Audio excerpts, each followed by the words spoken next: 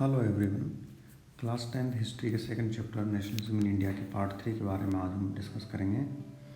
In second part we had discussed about the idea of non cooperation and planning, the progress of non cooperation movement in towns, response of people in countryside and Chauri Chaura incident. In this third part, we start our discussion with the political and economic condition from 1922 to 1930. फरवरी 1922 में जैसे ही non cooperation movement को रोका गया, उसके बाद British government ने कई leaders के ऊपर कोर्ट में मुकदमा चलाया और उन्हें जेल भेजा गया। Gandhi ji was one of them. He was sentenced 6 years imprisonment. और उसके बाद से ऐसा लगने लगा कि भारत के राजनीतिक वातावरण में एक ठहराव सा आ गया है, पॉलिटिकल एक्टिविटीज़ थम सी गई है। तो ऐसे में कांग्रेस के कुछ लीडर्स थे, उनका मानना था कि हमें काउंसिल इलेक्शंस की जो बाइकआउट करने की पॉलिसी हमने नॉन कोऑपरेशन मूवमेंट के दौरान अपनाई थी, अब उसे छोड़ना चाहिए and we should participate in council elections. इसको मानने वाले जो नेता थे, उसमें एक CR दास थे, चित्तरंजन दास, और दूसरे मोतीलाल नेहरू थे। But on the other hand there were leaders, radical leaders like Subhash Chandra Bose and Jawaharlal Nehru, and they were not agree with them. उनका मानना था कि नहीं, हमें इलेक्शंस में पार्टिसिपेट नहीं करना चाहिए, चाहे हमने नॉन कोऑपरेशन मूवमेंट बंद कर दिया हो तब भी। इसको लेकर के कांग्रेस में दो डिफरेंट ग्रुप्स बन गए और ऐसा लगने लगा कि शायद कांग्रेस में स्प्लिट हो जाएगा, कांग्रेस में फूट पैदा हो जाएगी। तब कांग्रेस में इस स्प्लिट को रोकने के लिए ये डिसाइड किया गया कि जो लीडर्स इलेक्शन में पार्टिसिपेट करना चाहते हैं वो कांग्रेस के अंदर ही एक अपनी पार्टी बना लें और वो इलेक्शन में पार्टिसिपेट कर सकते हैं। तब CR दास और मोतीलाल नेहरू, उन्होंने कांग्रेस के अंदर ही स्वराज पार्टी बनाई और इस पार्टी के ज़रिए उन्होंने काउंसिल इलेक्शन में पार्टिसिपेट किया। और उनका ये मकसद था कि जो प्रोटेस्ट अभी तक हम सड़कों पर कर रहे थे, वही प्रोटेस्ट अब हम काउंसिल के अंदर जा कर के करेंगे। इसके बाद इकोनॉमिक फील्ड में हम देखते हैं कि there was situation of world wide economic depression. पूरी दुनिया उस समय आर्थिक महामंदी के दौर से गुजर रही थी। 1920 से लेकर के 1930 का जो टाइम पीरियड है वो पूरी दुनिया के लिए इकोनॉमिक क्राइसिस का टाइम है। खास करके 1926 से लेकर के 1930, ये 4-5 साल पूरी दुनिया में काफ़ी बुरे बीते आर्थिक क्षेत्र के अंदर। एग्रीकल्चर प्रोडक्शन जो था उसके दाम बराबर नहीं मिल पा रहे थे, फसलों के दाम गिर गए थे और इंडिया से जो भी एग्रीकल्चर गुड्स एक्सपोर्ट की जा रही थी उनके दाम काफ़ी कम हो गए थे। Because of that farmers were not getting enough prices for their crops और इसकी वजह से वो रेवेन्यू पे करने में भी अपने आप को असमर्थ महसूस कर रहे थे।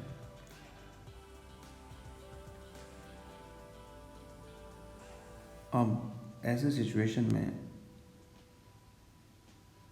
ब्रिटेन के अंदर नई गवर्नमेंट बनी, टोरी गवर्नमेंट, और उन्होंने एक कमीशन सेटअप किया। The commission was known as Simon commission और साइमन कमीशन के जो हेड थे वो मिस्टर जॉन साइमन थे। ये क्यों भेजा गया भारत में? तो इसके भेजने के पीछे मकसद था कि it was to look into the functioning of the constitutional system in India and suggest changes. Bharat के अंदर भारत के लीडर से बातचीत करके और यहाँ पर कॉन्स्टिट्यूशनल सिस्टम में क्या सजेशन देने हैं, क्या इम्प्रूवमेंट करने हैं, क्या रिफॉर्म करने हैं, इन सब बातों के बारे में उसे सुझाव देने थे सरकार को। But the problem with this commission was that there were 7 members and all were Britishers. Not a single Indian was made the member of this commission. और इसीलिए Indian political parties they decided to boycott the commission. Wherever the commission went in India, it was greeted with the slogans like Simon, go back. जहाँ कहीं भी गया उसका विरोध किया गया। इसी दौरान 1929 दिसंबर में कांग्रेस का सेशन हुआ लाहौर के अंदर and it was presided bye Jawaharlal Nehru. और पहली बार कांग्रेस ने अपना प्रस्ताव पास किया फॉर कंप्लीट इंडिपेंडेंस, पूर्ण स्वराज। इंडियन हिस्ट्री में ये कांग्रेस का सेशन बड़ा महत्वपूर्ण है, लाहौर सेशन, क्योंकि पहली बार कांग्रेस ने माना कि it was fighting for complete independence, पूर्ण स्वराज के लिए लड़ रही है, उससे कम उसे कुछ नहीं चाहिए। एक बार हम इसकी लोकेशन लाहौर की देख लेते हैं, क्योंकि मैप में यह क्वेश्चन पूछा जाता है कई बार। पाकिस्तान में यहाँ पर लाहौर है, पंजाब, भारत के पंजाब के बिल्कुल पास में, और यहाँ पर 1929 में सेशन हुआ। और ये इसलिए इम्पोर्टेंट है क्योंकि पहली बार कांग्रेस ने कंप्लीट इंडिपेंडेंस का प्रपोजल पास किया। इसके साथ ही ये भी डिसाइड किया गया है कि 26 जनवरी 1930 के दिन हम इंडिपेंडेंस डे सेलिब्रेट करेंगे। उसके पीछे मकसद ये था कि लोगों को इस संघर्ष से जोड़ना, उनके अंदर जोश और उत्साह भरना, और उसके बाद से लेकर के हर 26 जनवरी के दिन इंडिपेंडेंस डे सेलिब्रेट किया जाता था। इसलिए आप याद करें, जब हमने पिछली क्लासेस में पढ़ा कि इंडियन कॉन्स्टिट्यूशन 26 नवंबर 1949 को बन गया था, लेकिन इसे हमने इम्प्लीमेंट कब किया? 26 जनवरी 1950 को। तो ये 26 जनवरी एक इम्पोर्टेंट डे था इंडियन हिस्ट्री में, क्योंकि जब इंडिया आज़ाद नहीं हुआ था तब भी हम इसे इंडिपेंडेंस डे के रूप में सेलिब्रेट कर रहे थे।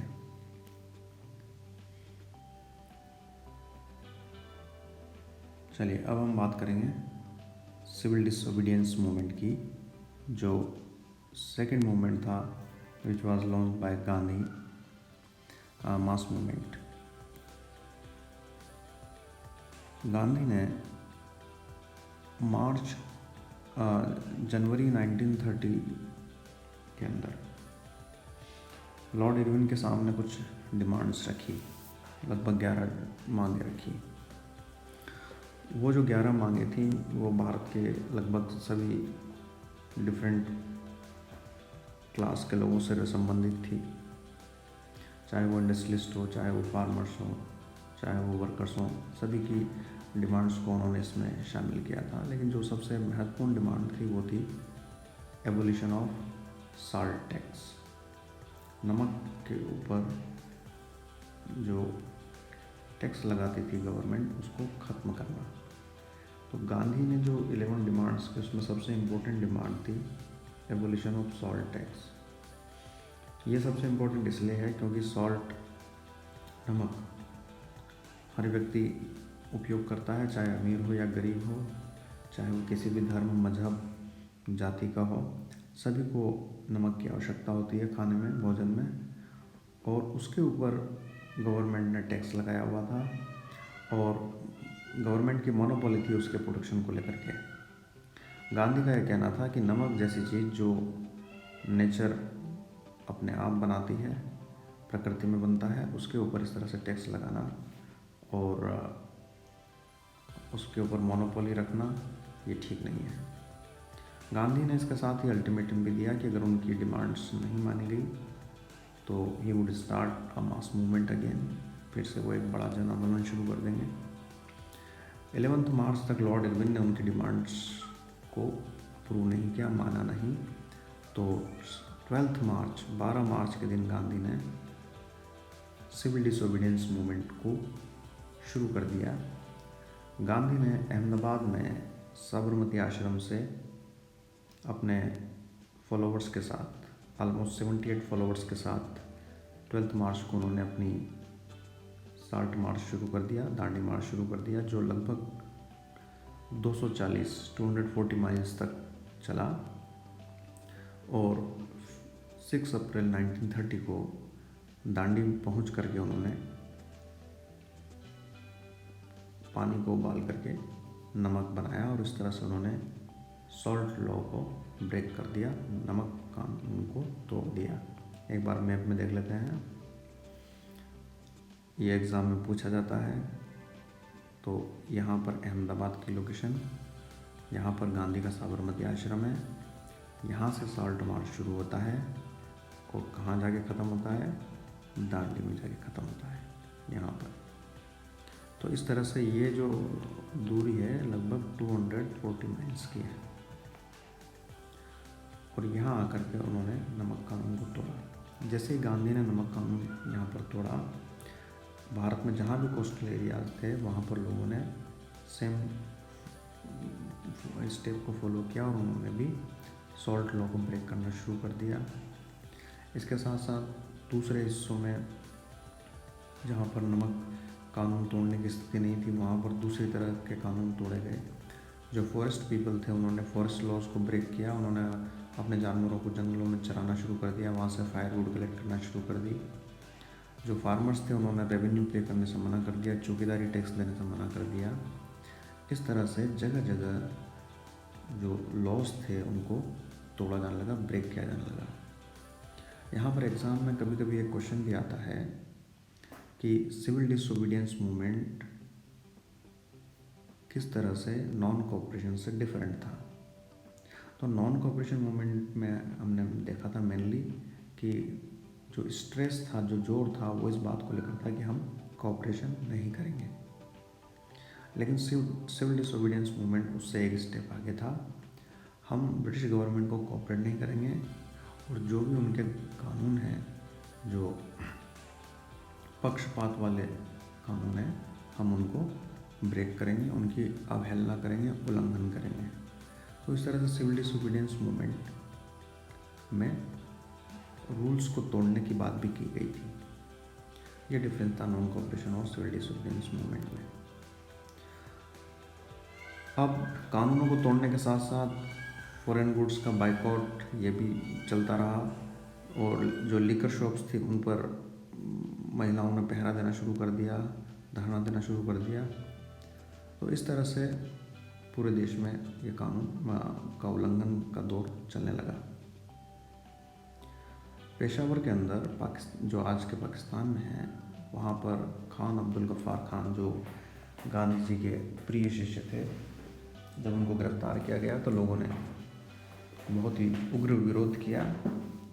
हालांकि उनके ऊपर फायरिंग वगैरह भी की गई, लेकिन फिर भी लोगों ने अपने प्रोटेस्ट को नहीं छोड़ा। इसी तरह से गांधी को जब गिरफ्तार किया गया तो शोलापुर के अंदर महाराष्ट्र में वर्कर्स जो थे वो उन्होंने बहुत ही तीव्र विरोध किया। इस तरह से पूरे भारत में ये मूवमेंट चलता रहा। लगभग एक साल बीतने के बाद मार्च 1931 में 5 मार्च 1931 को महात्मा गांधी और लॉर्ड इरविन जो उस समय के वायसराय थे, इनके बीच में एक समझौता हुआ, एक पैक्ट हुआ और इस समझौते में ये डिसाइड किया गया कि गांधी जो राउंड टेबल कॉन्फ्रेंस है उसमें पार्टिसिपेट करेंगे और लॉर्ड इरविन ने ये एक्सेप्ट किया कि जो भी पॉलिटिकल प्रिजनर्स हैं उनको हम छोड़ देंगे। गांधी को सिविल डिसोबीडियंस मूवमेंट रोक देना था और लॉर्ड इरविन ने यह कहा कि वो पॉलिटिकल प्रिजनर्स को रिलीज़ कर देंगे। इस तरह से सिविल डिसोबीडियंस मूवमेंट का जो फर्स्ट फेज था वो इस गांधी इरविन पैक्ट के साथ खत्म हो गया। अब गांधी जी दिसंबर 1931 में राउंड टेबल कॉन्फ्रेंस में पार्टिसिपेट करने के लिए गए ज़रूर, लेकिन वहाँ उन्हें कोई बहुत सफलता हासिल नहीं हुई। वो ब्रिटिश गवर्नमेंट के द्वारा जो सजेशंस सुझाव दिए गए थे उनसे सहमत नहीं थे, इसलिए वो सेकेंड राउंड टेबल कॉन्फ्रेंस में बीच में ही वापस इंडिया आ गए और फिर से उन्होंने मूवमेंट को शुरू किया, सिविल डिसोबीडियंस मूवमेंट को। लेकिन पहले की तरह ये उतना सपोर्ट हासिल नहीं कर पाया और कुछ समय बाद अपने आप ही धीरे धीरे मूवमेंट बंद हो गया। चलिए अब हम बात करते हैं HSRA के बारे में, हिंदुस्तान सोशलिस्ट रिपब्लिकन आर्मी। उस समय जैसा कि हमने चैप्टर की स्टार्टिंग में कहा था कि भारत को आज़ाद कराने के लिए कई लोगों का कंट्रीब्यूशन है और सब अपने अपनी आइडियोलॉजी से अपना कंट्रीब्यूशन कर रहे थे। तो ऐसे ही हमारे भारत के बड़े वीर सपूत क्रांतिकारी युवा जिन्होंने अपने तरीके से भारत को आज़ाद कराने का निर्णय लिया था, उन लोगों ने 1928 में Hindustan socialist republican army, Firoz Shah Kotla, Delhi के अंदर इसको फाउंड किया, बनाया। उसमें भगत सिंह जैसे बहुत बड़े क्रांतिकारी, बटुकेश्वर दत्त, चंद्रशेखर आज़ाद, जतिन दास जैसे महान क्रांतिकारी शामिल थे। भगत सिंह और बटुकेश्वर दत्त ने लेजिस्लेटिव काउंसिल के अंदर बॉम्ब्स फेंके और उसके बाद भी वो वहाँ से भागे नहीं, उनको गिरफ्तार किया गया। बाद में मुकदमा चला और सज़ा हुई। इसी तरह से कई क्रांतिकारियों ने अपने अपने हिसाब से देश को आज़ाद कराने के लिए योगदान दिया। जब हम इंडियन नेशनल मूवमेंट के बारे में डिस्कशन करते हैं तो हमें उनके योगदान को भी नहीं भूलना चाहिए। चलिए आज का डिस्कशन हम यहाँ पर कवर करते हैं और इस पर जो क्वेश्चंस बनते हैं वो देख लेते हैं। Why was Swaraj party founded? Why did Indians support Simon commission? Mention the importance of Lahore session of Congress. Describe salt march. How was civil disobedience movement was different from non cooperation movement? What was Gandhi impact? चलिए इसके बाद का हम next part में discuss करेंगे। Thank you for watching.